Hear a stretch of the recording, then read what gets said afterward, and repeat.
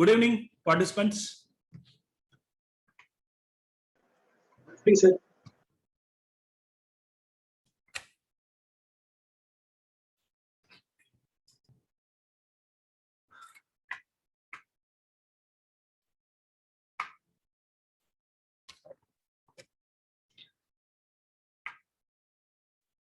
Is there anyone from Pantech available?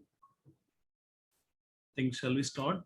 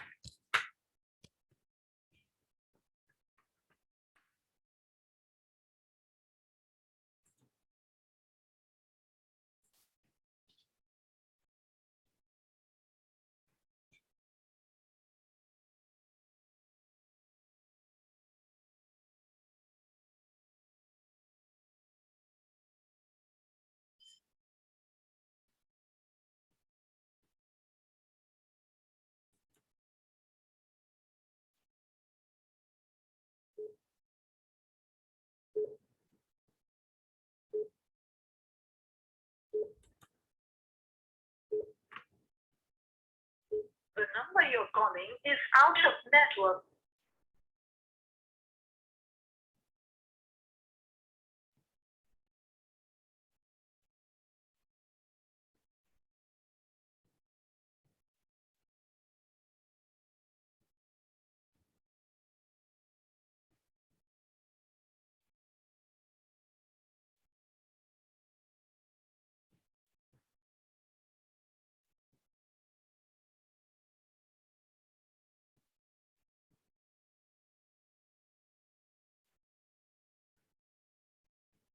The person you have called is speaking to someone else. You can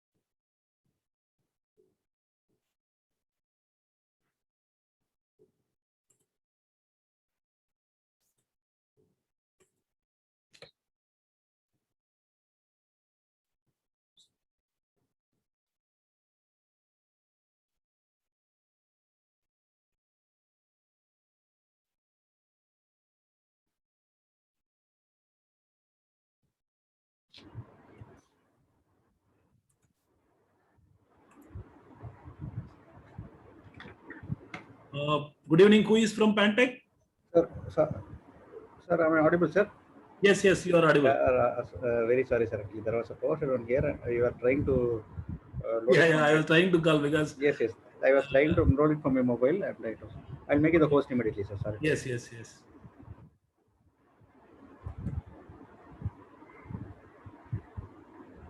Fine. I got it. Yes, sir.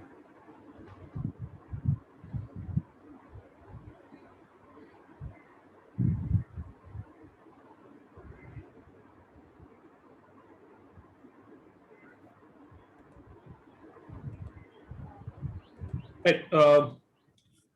Good evening, participants. Sorry for the glitches. So let's continue with our discussion, what we discussed yesterday. So today's agenda will be something on like knowing a basic about inverter CMOS and how to calculate the area power using LT Spice, and further on how to build up a system based upon that. That's the whole idea, right? So like in yesterday's discussion, we have discussed how a PMOS and an NMOS look like. So in a nutshell, based upon the characteristics, if I am planning to use an PMOS, it works something like this. It can work as a switch, that is off switch or a open switch. When I give VGS equal to 0. That is, if this is G, that is source, this is drain. If I make VGS equal to 0, simply it switches off and it switches on when I make VGS equal to 1. Sorry, I have inversed this. Actually, switches off when VGS equal to 1 and switches off when it is equal to 0. Typically, the reverse will be for an NMOS. So it switches off when I give VGS equal to 0, whereas it switches on while I give VGS equal to 1. In a nutshell, if I want to model a MOSFET only as a switch, the simple job is just you can give some VG voltage, gate voltage, and see if it follows this relation. You can simply construct any sort of digital network using this MOSFET. Now, the simplest CMOS circuit which you can build using NMOS and PMOS would be the CMOS inverter. Typically, the function of an inverter you might be knowing Y equal to some A bar, or A is my input, its inversion will be my output. Now, how do I construct this? So basically, this any general, let me make it as still more very generic expression, A plus BC, the whole bar. So let me consider this to be one of the Boolean expression. I would like to make a CMOS circuit for this. Very simple way. It is around 3-4 steps process. What you need to do is first construct an NMOS network. NMOS network. Before this, still more primary step is make sure it is within the bar. If not, finally you add an inverter. So whenever I am planning to construct a CMOS logic for any Boolean function, what you need to do is first to make sure it is within the bar like this. The whole expression should be within the bar. If not, at the end, after discussing all these rules, you need to include one inverter. Got it? Second step is make an NMOS tree. Now for this NMOS tree, if it is in dot product, that is, it is in multiplication, put them in series, put the transistor in series. If it is in addition, put them in parallel. This is the simple rule. And number of transistors required will be number of variable is equal to number of variable. Got it? Like, so based upon that, you would have constructed the NMOS tree. Just inverse the rule for the PMOS. PMOS rule will be just inverse of that. What do you mean by this inverse of that rule? So if it is a multiplication, go for parallel. If it is an addition, go for series. So this will be for the PMOS tree. That's it. Now tie up both P tree and N tree. Take the output at the tying point. Connect one end of P tree to VDD, the other end of N tree to the ground. That's all. So this is a very simple way to construct a CMOS network for any Boolean expression. Let's see how to do that for this relation which has been given to us. So first let's see how many variables, number of variables equal to 3. So number of transistors required, 3 for NMOS, 3 for PMOS, it is 6 excluding the inverter, right? If some inverted signal is there, then you might need two more transistor extra. So let's go by this. So already it is within the bar. Now, so no need to add inverter at the end. Next, let's first construct the NMOS tree. So B and C are in multiplication. So have two transistor, B and C. B, in fact, the order of this doesn't matter. Of course, it matter if at all, if you are planning with respect to some optimization with respect to power and timing. Now, time being for the functionality, this B and C, even if you interchange the position, that doesn't matter. Right. Now, B and C are in series. So, I mean, they are in dot product. So, put them in series. This whole thing is in parallel with A, which means it is an addition. So, make one more, have A. So, now you had made what? An NMOS tree network. Now, how to construct a PMOS tree? Simple. What we said, whatever you made here, just make an volt of it. So B and C, they are supposed to be in parallel. So I make two. So remember, these are P. So make sure they are having a bubble. Yeah. So this is B, this is C. Again, you can even interchange that order. That doesn't matter. Then that is in addition with A. So that need to be kept in series. So this will be my A. Now, one end of the PMOS network is this, another end is this. I'm going to type PMOS and NMOS and take as an output here. One end of an NMOS I need to connect to ground.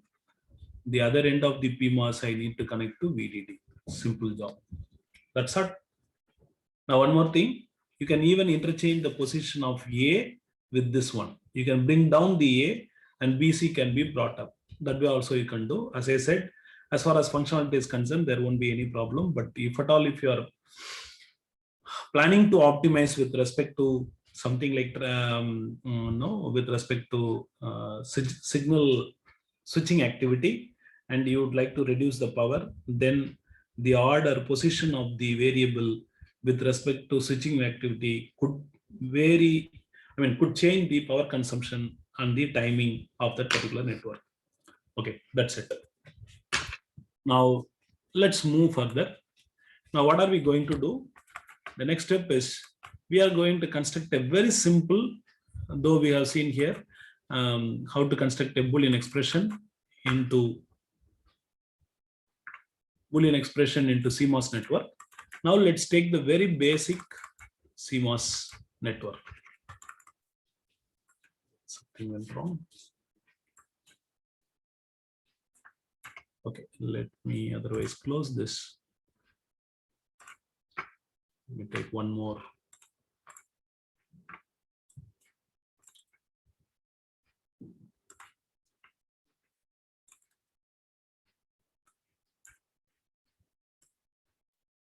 Now, what I'm going to do is take a simple CMOS network.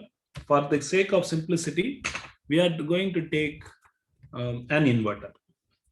So, an inverter, which is a basic, simplest CMOS network, right? So, I have one PMOS, one NMOS, have it over here.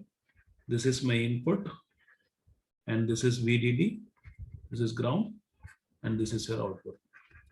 Now, the question is, why should we select the inverter? The simplest CMOS network that is possible is your CMOS inverter. Why? You have a PMOS network, you have an NMOS network where you have one for both, and using this you may construct this. To study most of the basic properties of any CMOS structure, the simplest circuit that could be possible is our inverter. That's what, if you go through most of the books, the basic properties, starting from electrical properties, capacitive properties, all this, noise margin, all this they would have discussed using CMOS inverter. Of course, the same discussion could be extrapolated to any complex CMOS network. That's what it means, right? But for the basic understanding, right, we try to start with the inverter. In fact, most of the tools, they extrapolate this and make it as an algorithm in order to calculate for any complex network, CMOS network. Okay. Why should we go with the CMOS? Let's again look into a very basic thing. Say if a chance is being provided to build my network using only NMOS or using only PMOS, which one will I prefer? Will I prefer by using NMOS or PMOS? The answer is, if a chance is given to me, and say suppose I would like to build up a NAND gate. Let me keep it as a NAND gate. I would like to come up a circuit for a NAND gate. In fact, you would have read earlier, you can build up a NAND gate using resistor transistor logic, transistor logic, diode transistor logic, emitter couple logic. Like this, you have a list of logic for implementing this.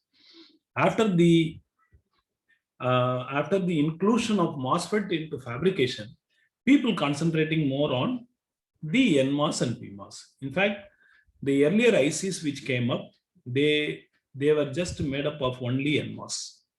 So if an option is given whether to choose NMOS or PMOS as my fabricating device for synthesizing my design, say NMOS, NAND gate or NOR gate, generally we will prefer, or I will prefer, this NMOS network. For what reason? Because NMOS has around 2 to 3 times higher speed than the PMOS. How do you say this? Because electron mobility is mu n is around 2 to 3 times higher than that of mobility of the holes. So generally, the component which is used for conducting the current in the PMOS is holes.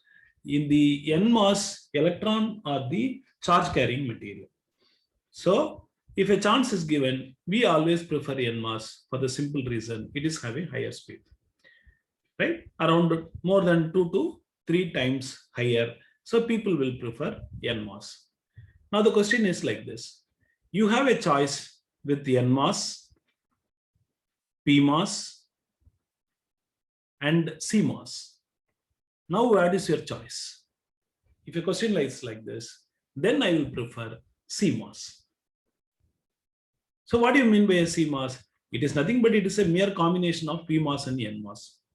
Now, you might think that I am contradicting.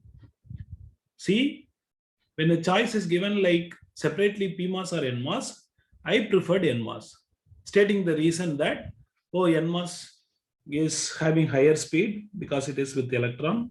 So there is a justified reason coming up with selection of NMOS rather than a PMOS. But if I select CMOS, you could see that a CMOS is a combination of PMOS and NMOS. The thing which I could have completed using only NMOS, I am just including this PMOS also, and I still say that I prefer this CMOS. What is the reason behind this? So that is complementary metal oxide semiconductor. Why should I prefer this?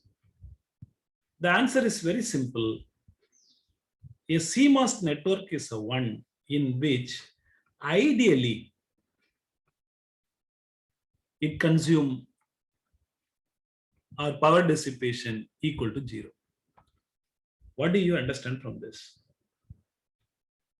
Means if you take a CMOS, this is the logic style in which the power consumed by that network is completely 0.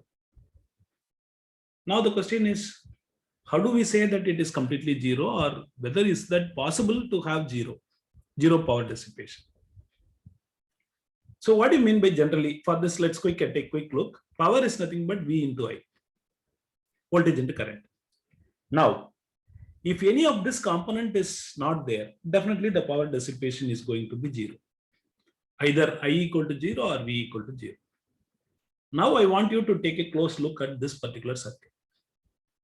Definitely VDD is there for an inverter. So you can't say that the VDD is 0. If you say VDD equal to 0, the whole network will not work. So the next possible case is I is going to be 0 in this particular network. Let's see how. Take the CMOS network. CMOS means complementary. What do you understand from that?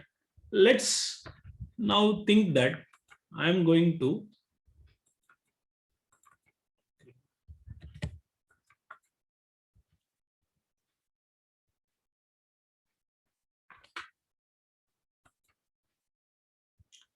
let me give 0.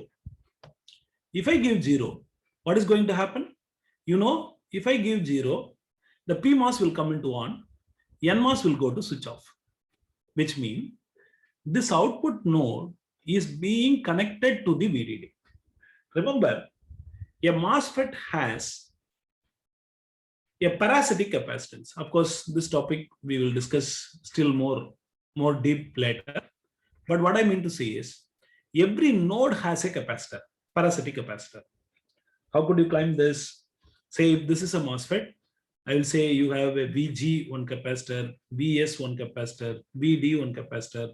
Of you are still, it could be like this. If this is your MOSFET, this is your source, drain, this is your bulk, this is silicon dioxide, and over this you have gate. Now remember, you can have a capacitor between the source and the bulk because this is the P-type material, this is an N-type material. These two are N-type material and this is a P-type material. How can we have a capacitor? What do you mean by capacitor? Two oppositely charged plate separated by a dielectric, or two difference in potential separated by a dielectric. So what is going to happen? You know, below every NMOS or PMOS diffusion, you have a depletion layer. So the depletion layer is something like insulating layer. So here you have one plate, that is N. Here you have one plate, that is P. Then it will act as a capacitor. This is source to bulk capacitor. This is drain to, this is not C, this is C. This is drain to bulk capacitor. Again, from gate to bulk capacitor. This is also called as gate capacitor. Gate to capacitance, gate to bulk capacitor. So because this is silicon dioxide, explicitly this is an insulator. This one is a metal plate. This one is a channel. If channel get formed, else it is a bulk. When the device come into on, it is a channel. You will be having a channel. Still the channel will be negatively charged compared to that of the gate. So definitely you will be having a capacitor. So like this, I can keep on going ahead. All these are capacitors. Beyond this also, you have, say, suppose if I am taking the source, you can, based upon the physical structure, you can have two capacitors. One is bottom plate. The other one is side wall. So two capacitors, they are the physical capacitors which do not depend upon the voltage of VGS. They are merely depend upon the width and length of the MOS device. So this is with respect to, source. The same argument could be made for drain also. For drain also, you have a bottom plate. Bottom plate means, say if it is, this is the source, right? This capacitor beneath this is the bottom plate. The capacitor which is surrounding it on the four side, that's what you call it as a side wall. So bottom plate capacitor, side wall capacitor, gate capacitor. One more is this overlap capacitor. Here you can have between the source and the gate which you overlap. So this capacitance is gate to source. Here again you can have a capacitor overlap. This capacitance is gate to drain.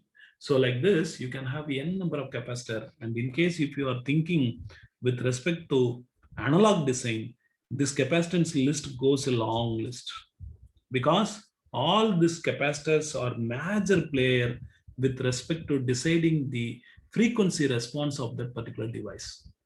And not only that, So while you design for a particular gain, this gain could change based upon the existence of all these capacitance. While you move on, all these capacitance will pop up at a higher frequency. So generally, they might not be considered for a lower frequency. And even for the DC operation, you are least bothered about that. So when I say DC, or some digital network, generally we don't bother much except the gate capacitance, because this capacitance is of higher value. So definitely these capacitance will exist. So I am not complicating too much, but to bring to your attention that every MOSFET in turn by default has a capacitance which is inherent by their structure. What do you call it as the parasitic capacitor? To simplify them, each MOSFET has a gate capacitance, which is a predominant value of the MOSFET. Okay. And this is again one such reason how a MOSFET could be used as a capacitor. How could I do this? Very simple. In the yesterday characteristics analysis, we come to know a MOSFET could be used as a resistor, current source, all this. But how could you use a MOSFET as a capacitor? Very simple. You take like this. So this is your gate and this is your source and drain. You simply short the source and the drain, take one more terminal. It is separated by the dielectric. Now it is almost like a capacitor. This will be one plate of the capacitor. This will be another plate of the capacitor separated by the dielectric. So the whole thing will behave as a capacitor. So intentionally, if you want to come up with some capacitor at the end, definitely you can include that value. Based upon appropriately calculation of length and width, you can decide what is the parasitic capacitance there, and then you can figure it out. Okay, coming back. So when I take a MOSFET, remember it has a capacitor. Now, this is the point which I am insisting for your understanding. Now, this node is the drain node. Generally, for CMOS structure, you could know that the source will be connected to the either the VDD or to the ground based upon NMOS or PMOS. The drain of those two has been tied up here. This node has a parasitic capacitance. What is the parasitic capacitance? That is, for a PMOS drain capacitance, NMOS drain capacitance, both are in parallel. So it is the summation of that. Beyond this also, if you have external load as your capacitance, that could also be added here. So, as a summation, this capacitance could be capacitance parasitic plus capacitance load. In case if that is a wire, you can also have wire capacitance. So 3 capacitance. Even if this load capacitance and the wire capacitance is not there, this parasitic capacitance, which is due to drain of NMOS and PMOS, will exist. So while you try to simulate, it is always good to have a capacitor there, which capacitive load, and then go for a simulation. Why I am very much specific about this capacitance? Am I going to, or is this operation going to change anything with respect to that? That is what we are planning to discuss. Look at here. So we have already said, if 0 is being applied, what is going to happen? PMOS is going to on, NMOS is going to off. By the way, this output is going to be connected to VDD. Now, if I simply say it is a wire, it will simply get connected over there. Means it is not going to store any charge at this particular node. But the reality is, it is going to store the charge at that node. Now you could raise a question. It is, how could a wire will store a charge there? That is why I said it is not merely a wire here. It is a node capacitor at this point. Though sometimes some of the books don't explicitly mention that the output is having a parasitic capacitance, you cannot store anything there. You could store only on a capacitor. So that is what happening here. So when you give 0, this output node is being connected to VDD, which means this capacitor is charging to a value of VDD. How could it charge? It charges via this resistance of this MOSFET. How does this resistance come? When a PMOS on, it is R on of a PMOS. So now this is my VDD. From VDD, that is source, through resistive network, it charges this capacitance to a value of VDD. This is the simplest way of charging it. Got it. Now you could see during the same time, this is in off. Got it? Which means there is no direct current from VDD to ground. Are you getting my point? See, this only one MOSFET is on, this MOSFET is off. So it's actually like this is VDD, this is my ground. Here you have one switch, here you have one more switch. Now this switch is closed, this switch is open. So definitely there is no direct path from VDD to ground.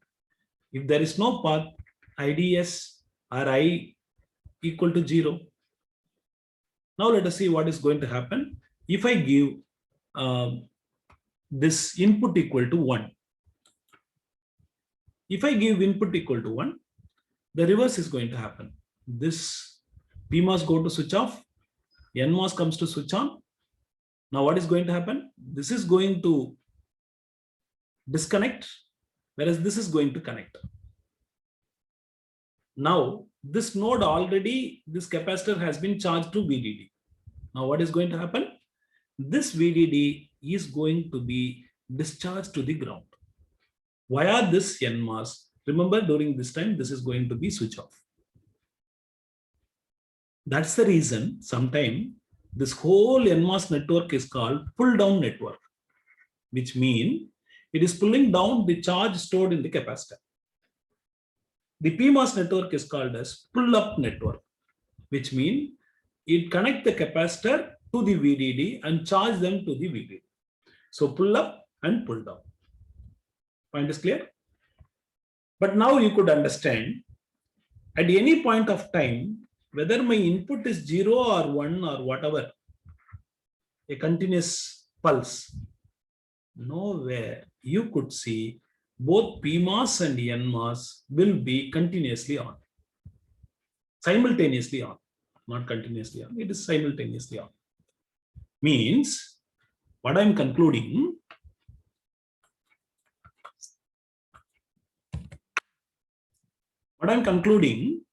it is not going to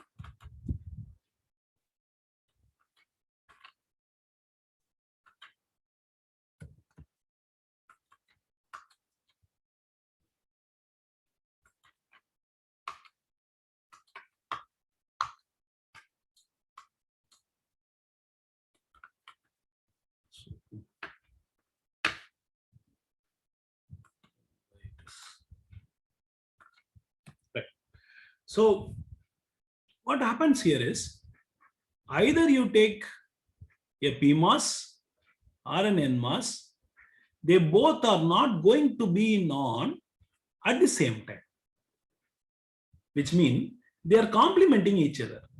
If this is in on, definitely this is going to be in off. If this is in off, this is going to be in on. You can relate this to a real-time scenario of your home. Like when a husband and wife, this is a pakka solution to the real life problem. If one is shouting, yelling at the other should keep mum. You shouldn't open her mouth. It is on the other way. If wife is shouting, the husband should be keeping mum. What are you going to achieve out of that? Simple. There won't be any current loss. There in real time, the problem will not aggregate. Your energy won't be spent out. Naturally, that problem will die out. After half an hour, if you think, then nothing will be there. Let's assume that both are on. What is going to happen? There is a direct path from VDD to ground. You have a current I. If I flows, there is going to be the power, V into I. So it is going to consume power. So the real beauty of CMOS is, since there is no current, the power consumption, ideally speaking, is equal to 0. That is the beauty of CMOS. The same thing as I said in life science, right? If both try to shout each other, the problem will aggregate. You will lose your energy at the end of that final stage, right? The problem would have aggregated to the next level, right? Okay. Now coming back, so mostly in all CMOS network, the real beauty of a CMOS network is the power consumption is zero, for the simple reason there won't be a direct path from VDD to ground at any point of time. It is merely pulling this output point to the VDD or pulling this output point to the ground. That is the reason this CMOS network consumes zero power. Now, okay, let's take this inverter and try to analyze some of the characteristics, few more characteristics. Okay, now let us see.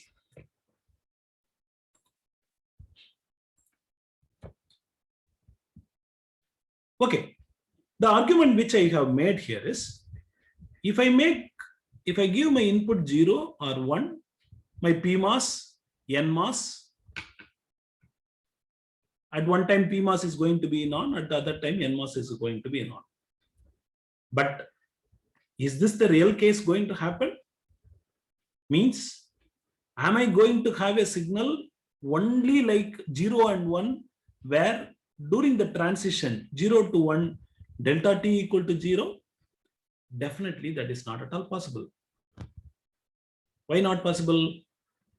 If I want to move from 0 to 1, in a practical case, this signal, while it is moving from 0 to 1, for 1, let us assume that it is 5 volt.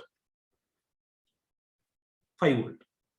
So it is supposed to cross through 0, 1, 2, 2.5, 3, 4, then 5. Now here comes the problem.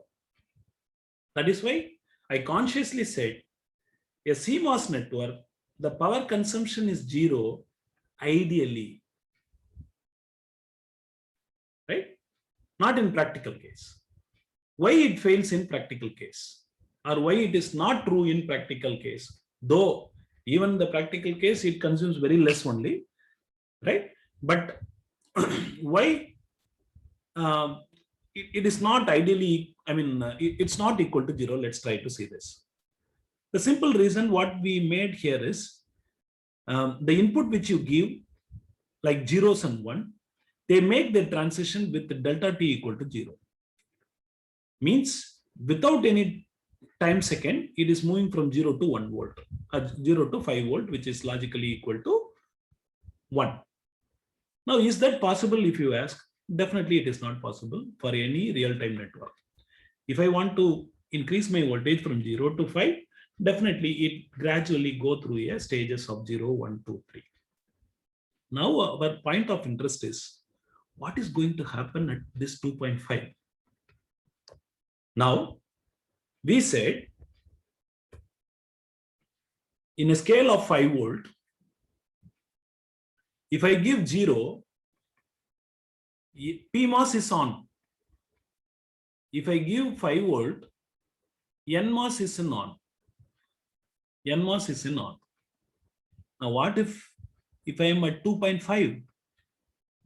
You need to answer this question. What is going to happen? See, gradually, while I move from 0 to 5 volt, see what's going to happen. So let us keep some band. Say from 0 to somewhere around 2 volt. I keep on increasing my voltage, moving from 0 to 5 in that scale. So the PMOS keeps on conducting, right? When it is about to reach this point, by the time this NMOS will be in off, when it is about to reach around 2.5, the PMOS is expected to die out, where the NMOS is expected to come on. It is going to switch on, but the NMOS is going to switch off. I mean, NMOS is going to switch on, PMOS is going to switch off. It is something like you could see one vehicle move from Chennai to Bangalore. The other vehicle move from Bangalore to Chennai. At one fraction of second, you could see they both cross each other.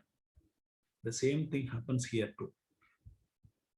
At somewhere around 2.5, it is about to start the conduction, that is for NMOS. Around 2.5, it is about to switch off its conduction for a PMOS. So for that particular fraction of second, you could see both PMOS and the NMOS will be in conduction. Got it? So by that time, this takes place only for a picosecond. Remember, by that time, right? It is like handovering the charges. By that time, you could see the current flow. This current flow will create the power dissipation in a CMOS network. That's why I said practically it consumes a minimum amount of current. For the simple reason, you don't have an input signal which can switch over from 0 to 1 or 1 to 0 with the delta t equal to 0. With that time period, you cannot make any system to move from 0 to 1. Got it? Right. Now, fine. Now, let's still take. I am interested to go with the transfer characteristics. Okay. Transfer characteristics means what? I am planning to plot a characteristic between V in versus V out. So how does it look like? When I give 0, I know very well 0 will make my PMOS on, the output will be connected to VDD. So somewhere at this point, output is VDD. Right?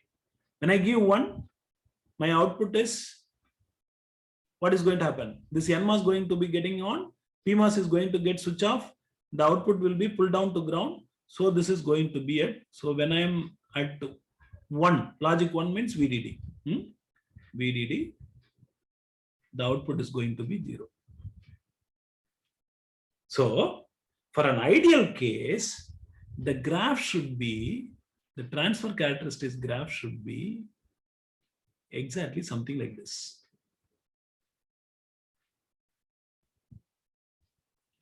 Which means at up to a point of VDD by 2, input VDD by 2, the whole period PMOS is in on. For this whole period, NMOS is in on. But I said, no, we don't have like this. So what happened? You have an input signal, something like, which is having some sort of variation. So how could I take this? Now, this is the ideal graph, which I have shown you is the ideal graph. Then what would be the real-time graph?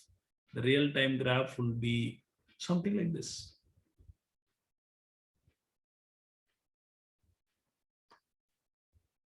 Right? Which deviate from this. Okay. What is the problem? Why are you more concerned about this graph, VTC graph?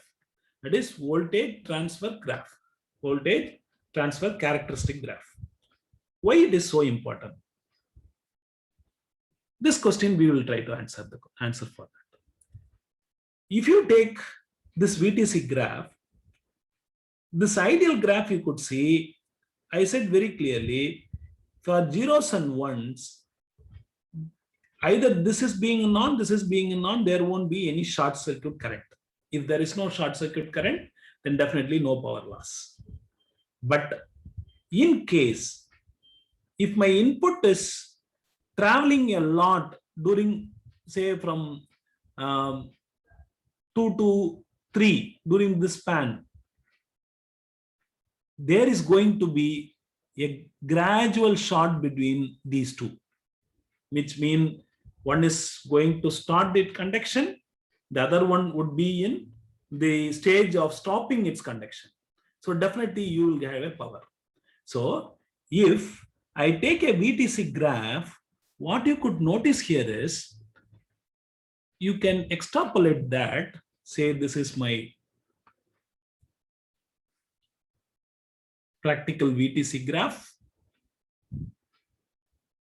Now, if I want to plot the short circuit current, what happens here is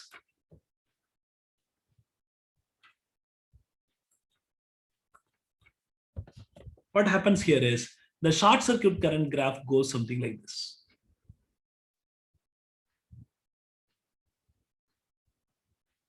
Or simply, what I mean to say here is, you could see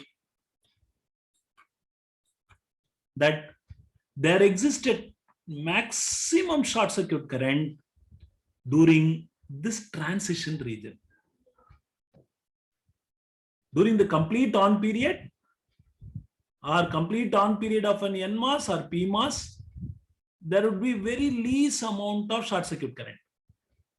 But during the transition region, where it moved from 1 to 0, this area, you could see there is a peak transition current, which is the short circuit current. Or still, I claim that maximum power consumption takes place during this switching. So let me analyze what is this power. Power P in CMOS circuit, or power dissipation they used to call, CV dd the whole square, CV square alpha into F. This we call it as a golden equation for the power dissipation, where C is the capacitance. That is the capacitance of any CMOS network. This capacitance refer, it could be a load capacitor, it could be a parasitic capacitor, whatever it may be. In that particular part, the capacitor. VDD is the supply voltage. Supply voltage. And alpha is the switching activity. Switching activity. F is the frequency of operation.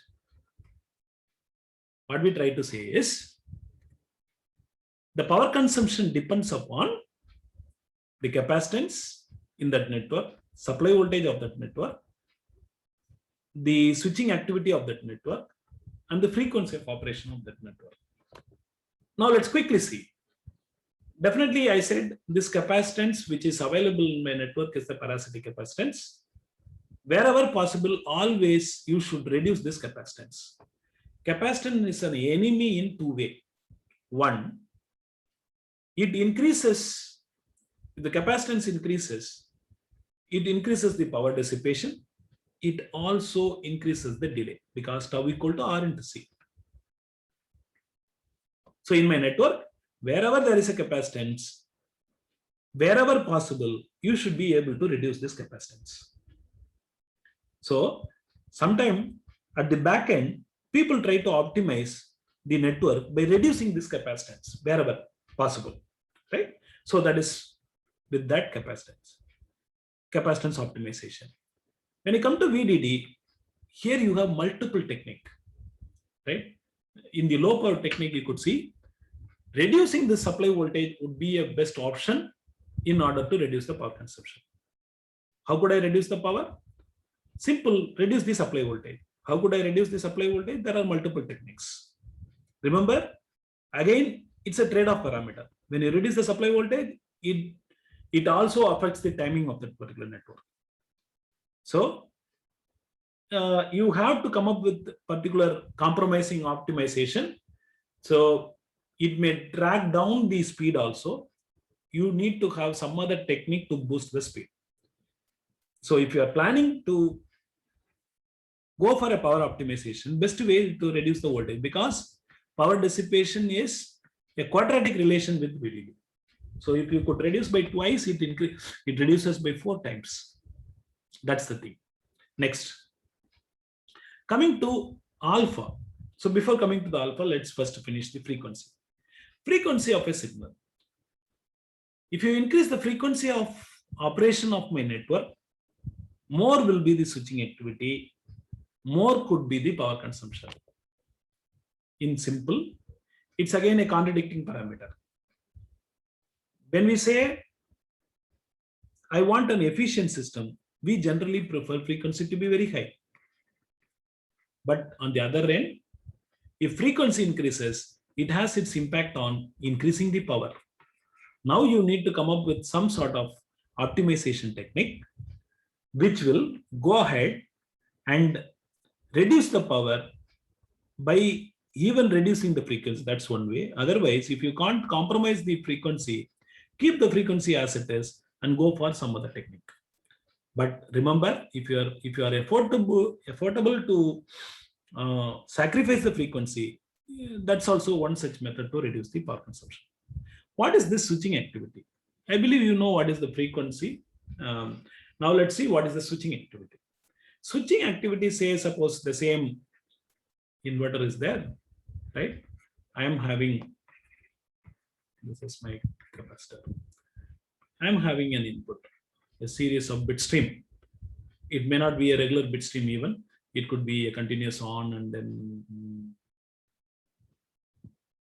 like this, any bit stream which has been given to an inverter. Now what I mean to say, this switching activity alpha is number of time this capacitance charge and discharge in one clock period. Do you get this?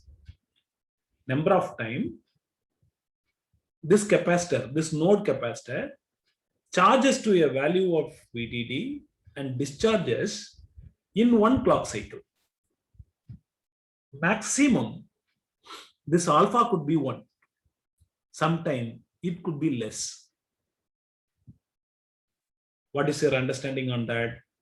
What I mean to say is, in one clock cycle, maximum you can have this capacitor single time charge and discharge.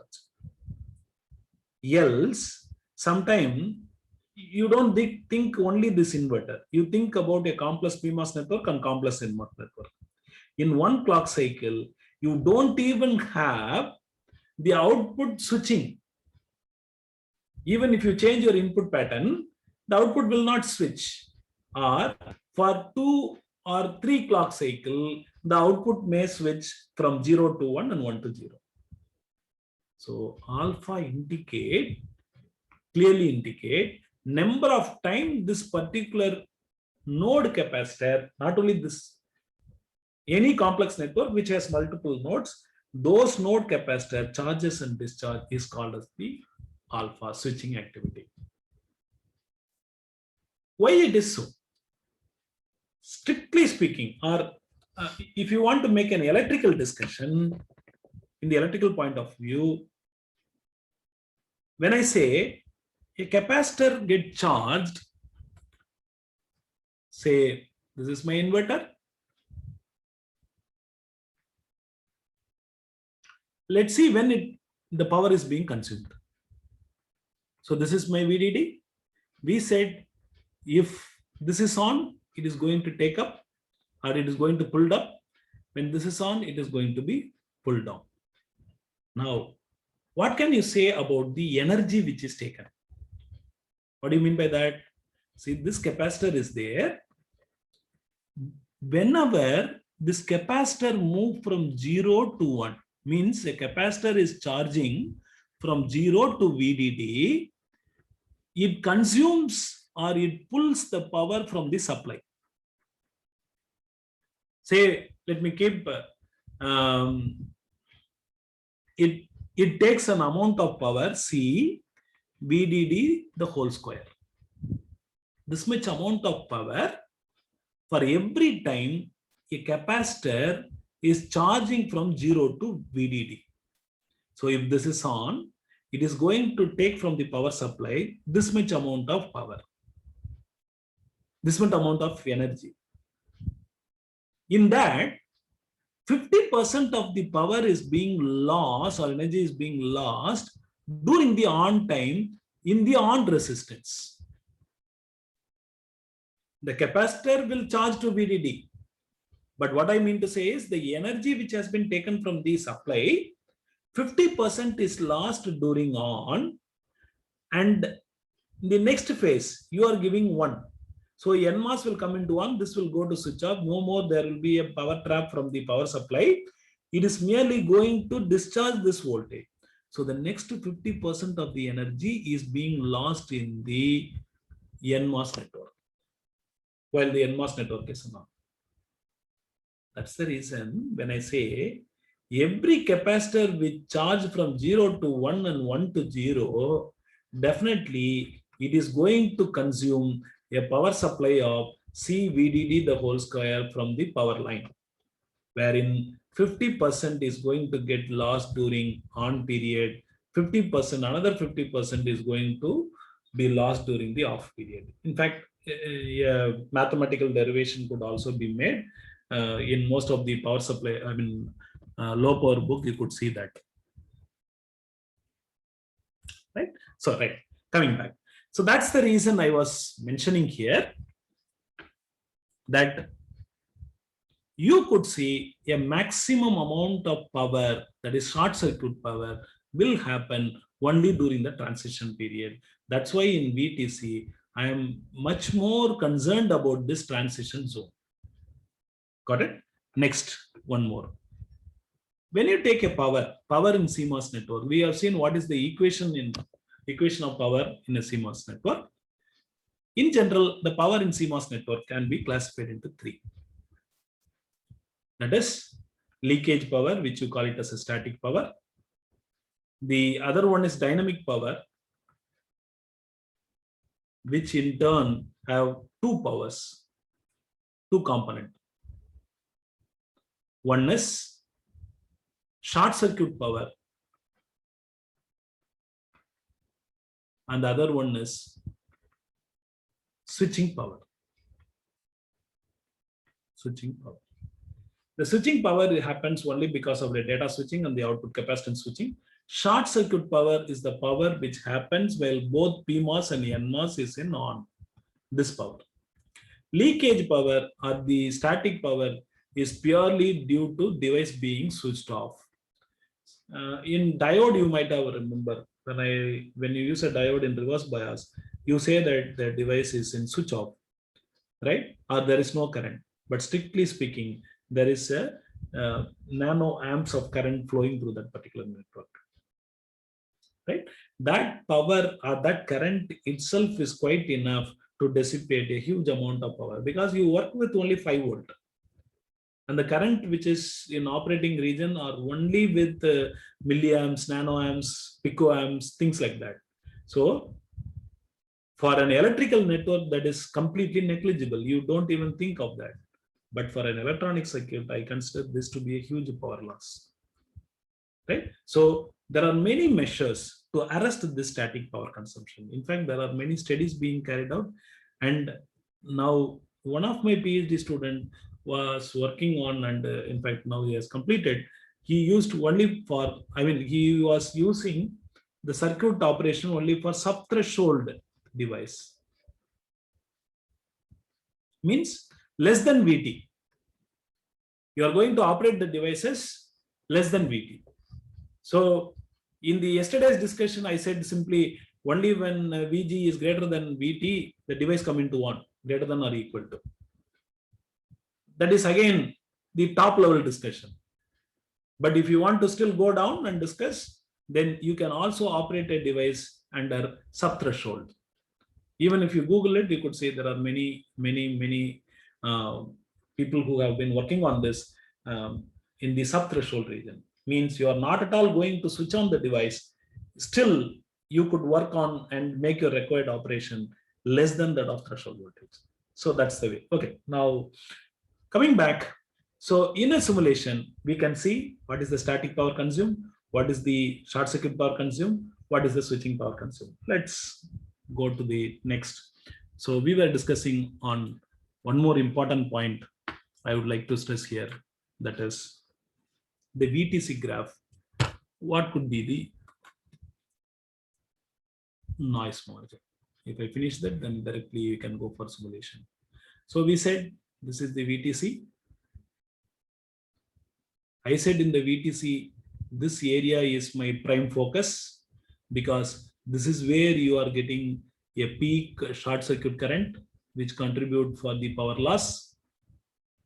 Beyond that, I also come up one more thing, which is an important point of discussion for us now, that is noise margin. What do you mean by this? Why am I speaking about noise margin? Let's see what happens.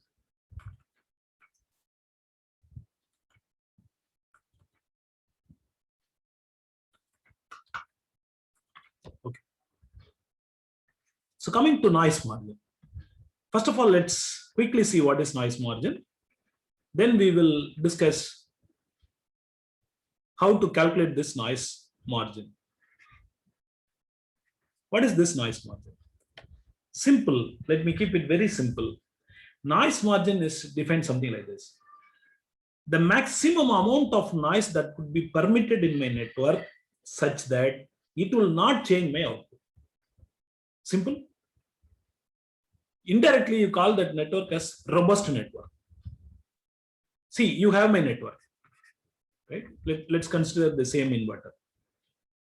I am giving, say, 0 to 5 volt, right? With an assumption what? From 0 to 2.5, I consider this to be logic level 0. From 2.5 to 5, I consider this to be logic level 1. Now, remember, if I am with input voltage of 1 up to the point of still 1.4, I can add up. Still, this will be considered as logic level 0, and there won't be any problem. Are you getting me? Because 1 volt is considered as logic level 0.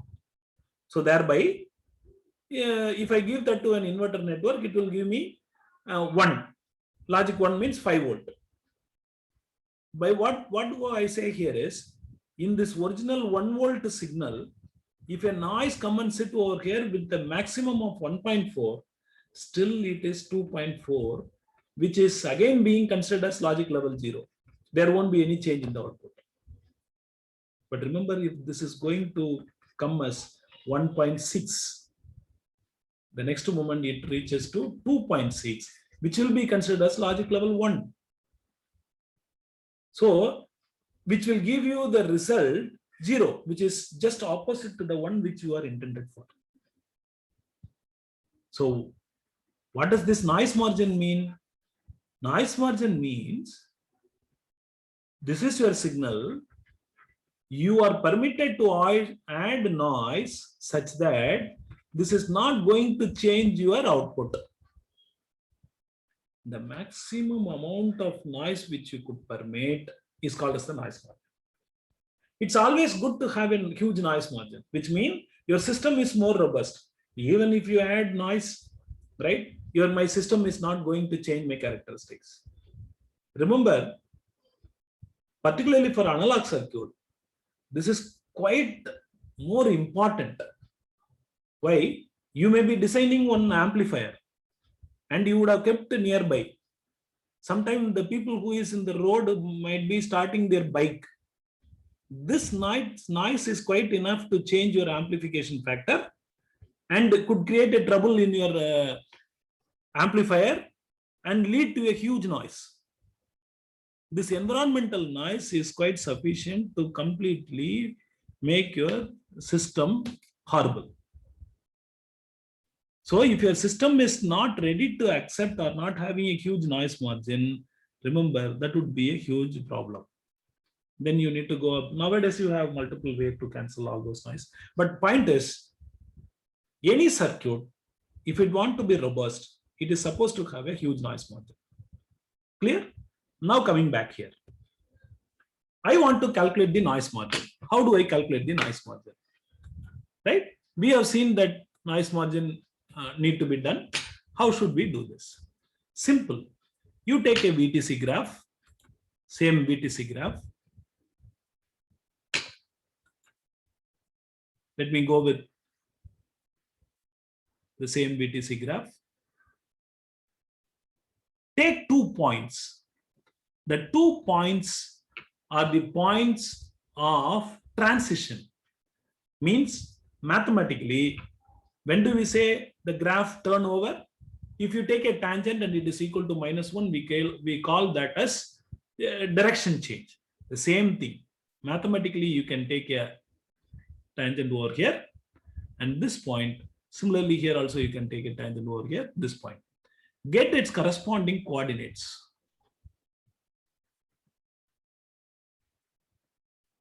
Similarly, here also. Remember, this is my input, this is my output. Right? So now you have 4 points. On your input, V in low, V in high, or simply V in low, V in high. V out low, here it is V out high. So 4 points you got it. So get a VTC graph. From the VTC graph, get the appropriate 4 points. Once you get this, I can calculate the noise margin. Noise margin high is output high minus input high. Noise margin low is input low minus output low. That's all. If you get those 4 and substitute over here, you will get the noise margin high and low. If your system is having huge noise margin, it is always better to have a very good device. So we have seen what is the power, what is the noise margin, all this. Now, one more thing is with respect to VTC. With the same VTC is something to do with the sizing. Now, let me quickly go ahead and then I think we are lagging behind by the timing. Okay, now let me quickly go ahead. Simple. The same VTC I'm taking. Remember, at this point, exactly at the center of this point, I said at this point, the transition takes place at center, VDD by 2. Now, in this point, you could know that both PMOS and NMOS will be operating in saturation. If both are operating in saturation, I can equate those two current as a current equation in saturation. The current equation is mu NC log WL VGS minus VTH the whole square. This is for NMOS. For a PMOS, the same beta by 2 VGS minus VTH the whole square. If you simplify this, finally you will get VM. This voltage VM will be a expression of this, or the midpoint of transition will be this. Again, I am saying the point of transition matters a lot for me. We have seen from the point where the transition occurs, say like this. If it is at the center, you are going to have one noise margin. If it is something like this, my center VM point moves out, then you are going to have some other noise margin. If it is going to come down, then it is going to have some other noise margin. So you could see the importance of VTC graph between, that is V in versus V out. So the earlier discussion, this VTC graph, the region of VTC, that is a transition region, if it is more, then you are expected to have more short circuit current. If it is less, almost 0, something like this, it is an ideal one. You don't have a transition region. The transition region is delta T equal to 0. Within that time, it changed from 1 to 0. In this, the current is almost 0, but reality is not like that, right? So this VTC plays an important role with respect to power calculation, short circuit power calculation, and with respect to noise margin. So after a series of calculation, we come up with VM equal to this expression, right? Now, I am interested to keep VM to be at VDD by 2. Means I want the transition to take place only at the center. If it goes this side or this side, it is going to alter my what? Noise margin. How could I make this to be at VDD by 2? If you keenly observe this, if I could make beta n by beta p equal to 1, then this whole thing will become 1. This will also become 1. Because if I make beta n by beta p equal to 1, square root of 1 is 1. Now you look at this expression, VDD minus mod VTP plus VTN minus VT plus VT. Though it is PMOS and NMOS, both has almost the same VT. So these two will get cancelled. Here it is 1. Already you have 1. This transforms to VDD by 2. Am I right? Or indirectly it is on the other way. If I want to get VM to be at VDD by 2, you make beta n by beta p equal to 1. Simple. If I want to make beta p by beta n equal to 1, then come here. What should I do? Beta p? What is beta p? Beta n or beta p? Whatever you say, right? Because their ratio is supposed to be 1. Okay. So beta n is mu n Cox W by L. Beta p is mu p Cox W by L. Remember, in a particular technology, always this L remains same. So I can strike it out. The capacitance remains same. Cox remains same for a MOSFET. So I could strike it out. Now it is something like this. We made beta n by beta p equal to 1, which again transformed to mu n Wn divided by mu p Wp equal to 1. Still, I have few more options. Mu n, that is mobility of the electron. We already said it is around 2.5 to 3 times. So in that place, I can replace this mu n to be equal to 2.5 times mu p into mu p, okay, mobility of p, into Wn divided by mu p Wp. So cancel these two, mu p, which should be equal to 1. Finally, again, go about, move this on the other side, which land up with the Wp equal to 2.5 times that of mu n. Simple. Or what I'm saying, if you plan to have a VTC exactly at the center, that is VDD by 2, make sure the width of the PMOS is around 2.5 times that of the width of the NMOS. Got my point? That is the reason for all PMOS network, we make sure it is around 2 to 3 times higher the width of your NMOS. Or indirectly speaking, still to give an electrical explanation, compared to NMOS and PMOS, let's do like this. NMOS speed is higher, which means resistance is less. PMOS resistance is high. Its speed is very slow. So I need to make these two as equal. What should I do? So I need to reduce its resistance. If I want to reduce its resistance, increase the width, because resistance is inversely proportional to the width. So increasing the width will reduce the effective resistance. Reducing the resistance makes these two on resistance to be equal. Then you will be having an equal rise time and fall time. That's the basic idea. Otherwise, you will be having a skewed MOSFET output.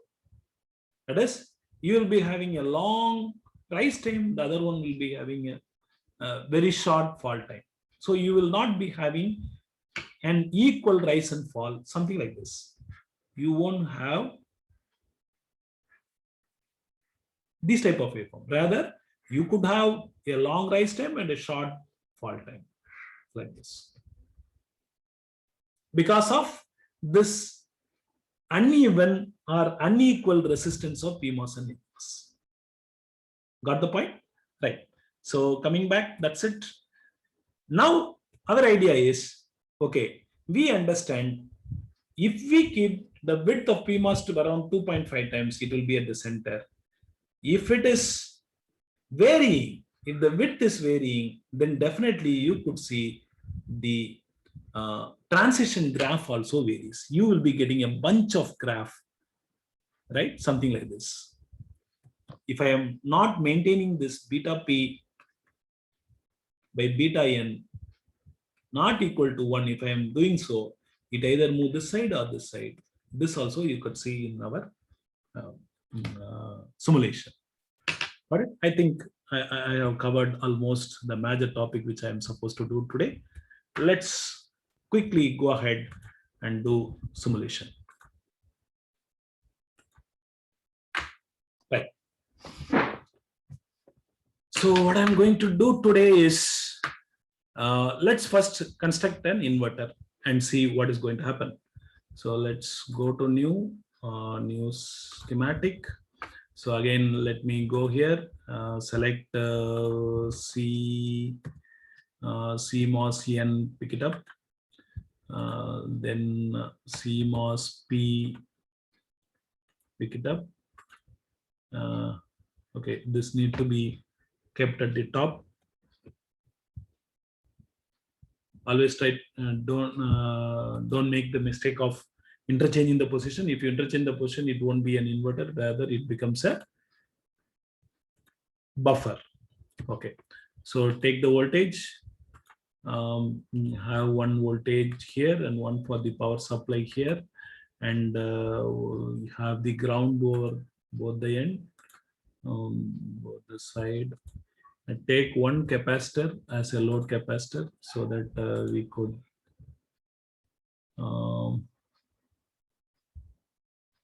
capacitor.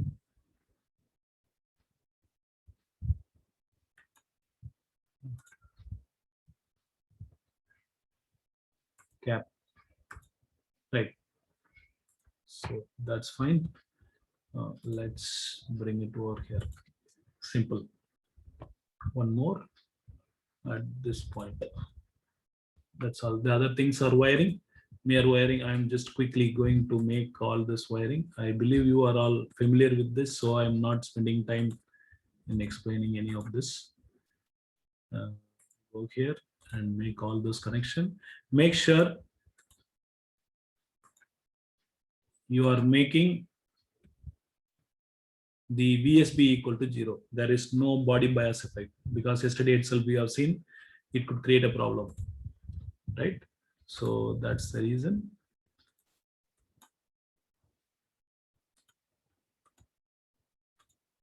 And one more, sorry.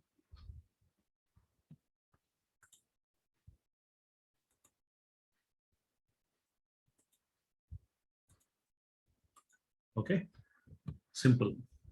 So you brought in everything. Now let's quickly, oh, here I need to take the output and connect it to over here. Now let's fix all those values. First, for a PMOS, let me have length, it is 180 nanometer, because I should not change anything on that. For width, let me give 500 nanometer. For coming to NMOS, the same 180. Width, let me give somewhere around 200 nanometer, because I'm keeping the width of PMOS to be around 2.5. Let me keep like this.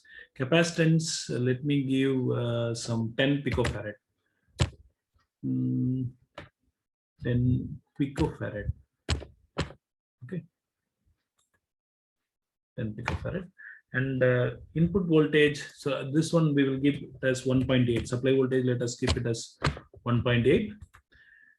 Now let me keep input voltage as 1.8 volt.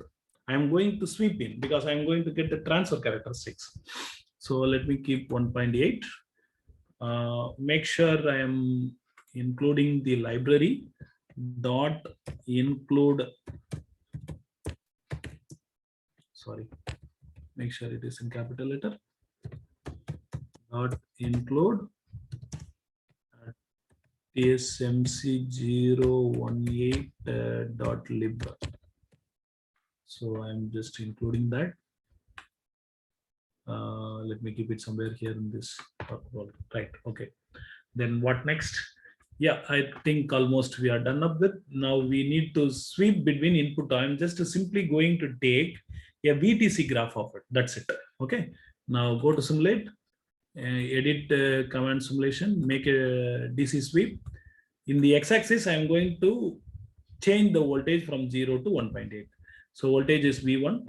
So capital V1. Let's sweep it linear, go from 0 and go up to 1.8 volt. Now give it OK. So that's it. You got everything here. That's all. Now let's go for simulating it. Go here. Let's remove the circuit.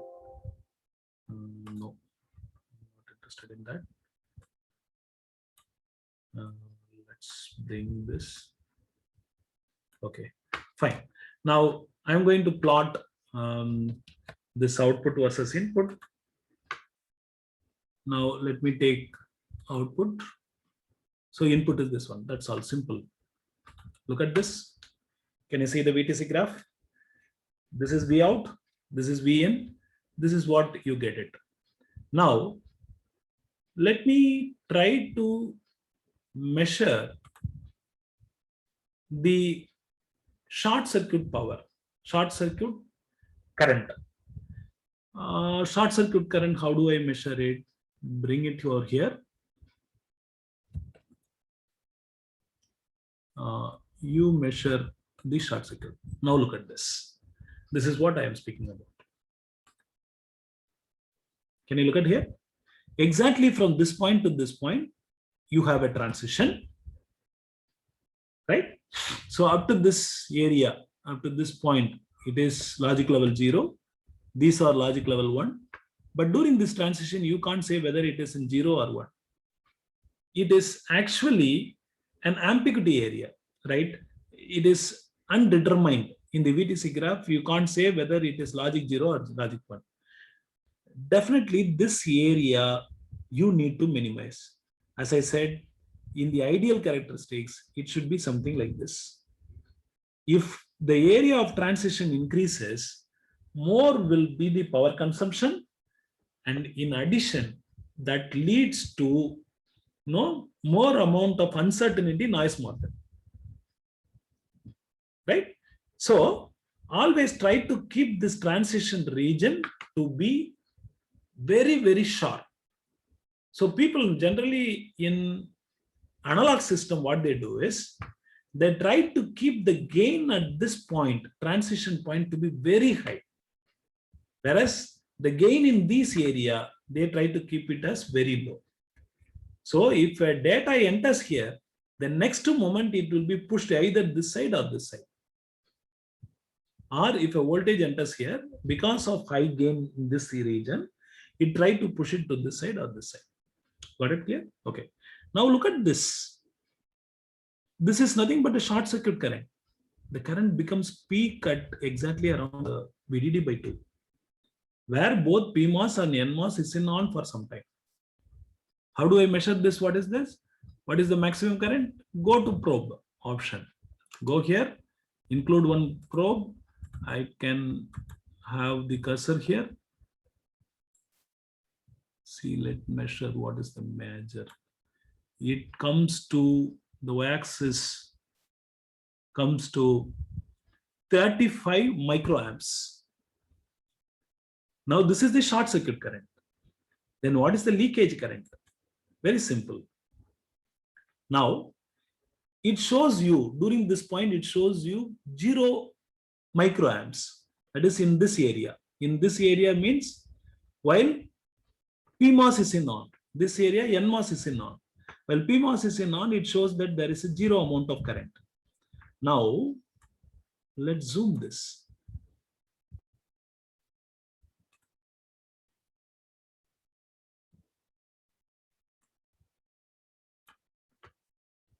You see what amount of current is coming up.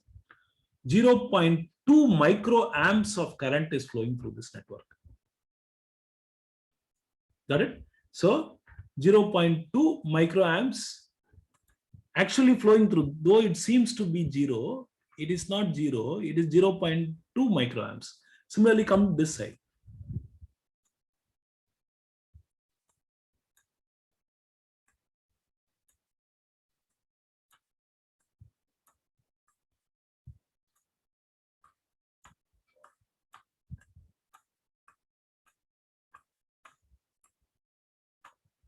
You need to go to pico, actually. Is it not going, zooming in?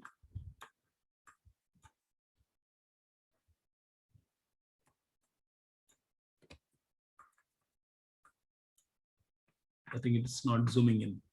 But if you try to zoom in, you could see not in microamps, the scale should go in pico.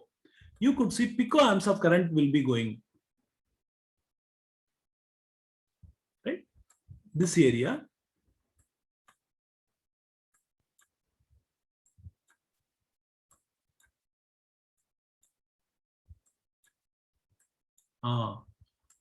Let's see. See what amount of picocurrent? 7.2 picoamps. Now you might be tempted to ask, oh, picoamps only. No, what is the problem? The same story, right? In an electronic circuit, even if it is a picoamps for a single inverter, I am using multiple devices, right? So you can just think what would be the current. So you might be thinking that there is no current in this area, but actually speaking, this consumes some amount of leakage current, which contribute for the static power consumption, and this contribute for the short circuit power consumption, which comes under dynamic. This comes under static power consumption. Okay, so how will we say, suppose, I believe now you could understand how to calculate the static power, how to calculate the this one, right? Supply voltage is VDD. You know what is the current flowing through this, multiply that with the current, that will give you the power consumption during the device being switched off. Now, I can even calculate the switching power. How could I calculate the switching power? Now, I believe you are all clear with this. Now, instead of this, let me give, let me remove this and sorry, I would have done that. So, okay, anyway, let me take one voltage.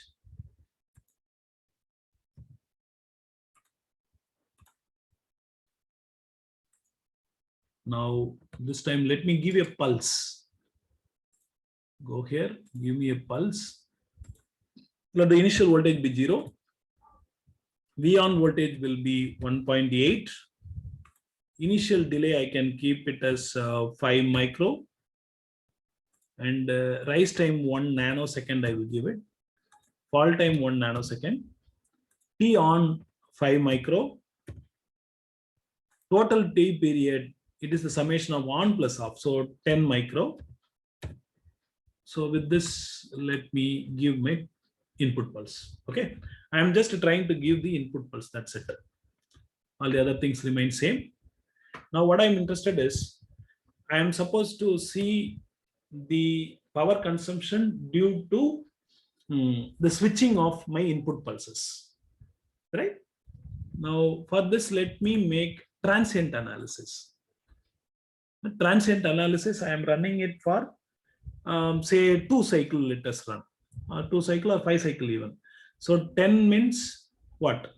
10 micro. So at least I need to run for 5 clock cycle means 50 micro.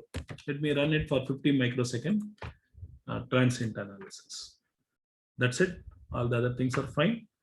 So now go here, run. Now let's take our output here. You can even take the input. It's a train pulse. Now look at this. Got it? I can even split it up. So just make a right click. there is an option called add plot plane. Now you push one to the other. Now this is my input, this is my output. Now completely you could see it is acting as an inverter, that functional verification is being made. Now if at all, if I would like to measure the delay, how could I do that? Very simple. Again, let me superimpose that. Time being, let me cut this, let me remove this one. And let's try to find out the delay, propagation delay. How am I going to make the propagation delay? Simple. You expand this area. For propagation delay, you might be knowing that 50% of input to 50% of your output. Got it? So I would like to zoom only this point. Got it? Right. Simple. So when my input move from 1 to 0, the output goes from 0 to 1. So take again a probe. Sorry, not a probe. That is a marker. Go and keep it exactly at 50%.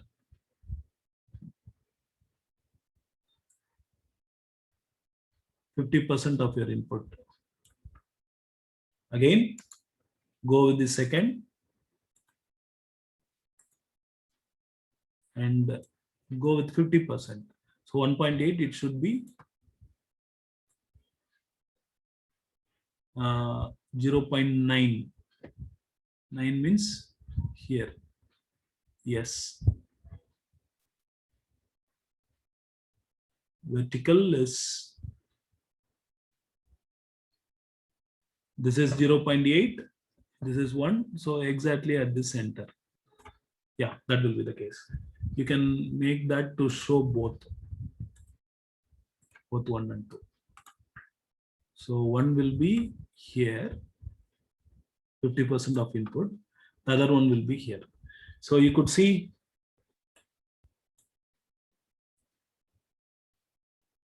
the difference between those two, right? The timing is 66 nanosecond.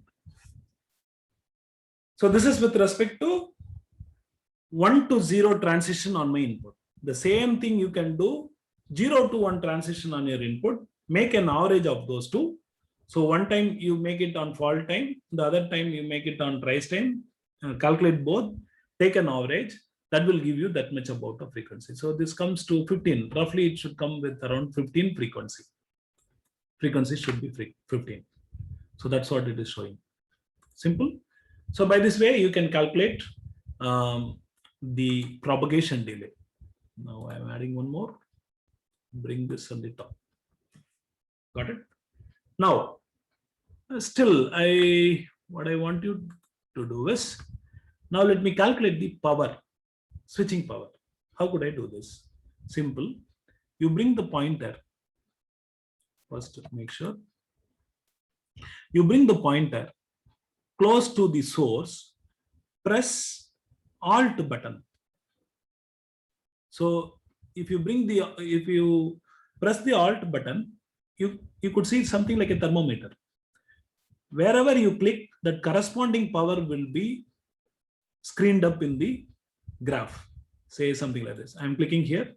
So it is showing the power consumption of the source. Again, coming here, I would like to know the power consumption of the PMOS. Press the Alt button, click here. So that is also being plotted. Press the Alt button and bring to the NMOS. Click it. That's it. So you bought all the power. Let me plot them separately. Add plot plane. Add plot plane. I think one more is required. Add plot plane. So 1, let's bring it top. 2, let's bring it here. And this is right. Simple. So one is my input, one is my output, one will be the power consumption of NMOS, one will be the power consumption of the PMOS, one will be the power consumption of the source.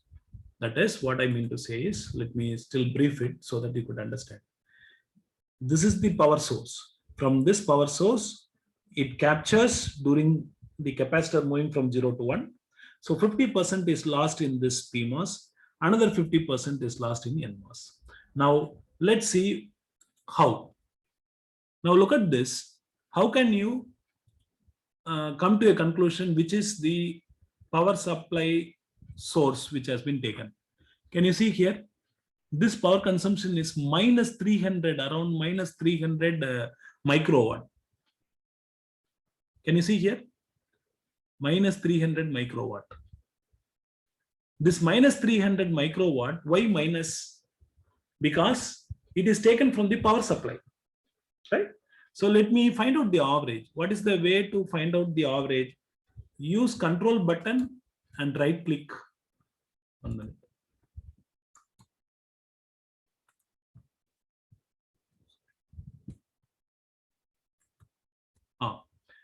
The easy way to get the average power is just to press the control button and click here. So here you could see the average power consumption is minus 2.64 microwatt. Now let us see how much is being consumed during NMOS and PMOS. So this rose color line, I can find out what is the average. It come to 1.69. This is for NMOS. So this is the positive. This much amount of power is being dissipated in the PMOS. This is control line. It is 1.33. This is for a PMOS. So 1.3 and 1.6, somewhere around 2.9. So roughly, which is equal to the total power being consumed here. Right? So one is the power which has been consumed in the PMOS, the other one is the power consumed in the NMOS. You could see that the power consumption in the NMOS and PMOS are complementary to each other. So when my input make a transition from 0 to 1, which means during that time, let's make it in this way. When my input make from 0 to 1 transition, this NMOS come into operation, which again mean output discharges from 1 to 0. So thereby NMOS power dissipation. When the output charge from 0 to 1, PMOS makes the power dissipation. Are you getting me? So for all this 0 to 1 transition, PMOS is dissipating the power. For all 1 to 0 transition of your output, NMOS is dissipating the power. So the average of these two, sum of these two will be the power consumption from my power supply source. That is this power supply, which is minus so around 320 microwatts. Clear? So I believe you would have understood. But what I want you to do is, today I have made too many things. I want you to go ahead and work out all this. Tomorrow we will see the impact of changing the size of the MOSFET on the VTC. Right? If you have any queries, please put that in the chat box. We will look into it. How to calculate the noise margin, sir? Yeah, that we will show tomorrow. I thought Okay. VTC with the variation in the sizing, and then we will see how the noise margin get impacted. Okay, sir. Thank you.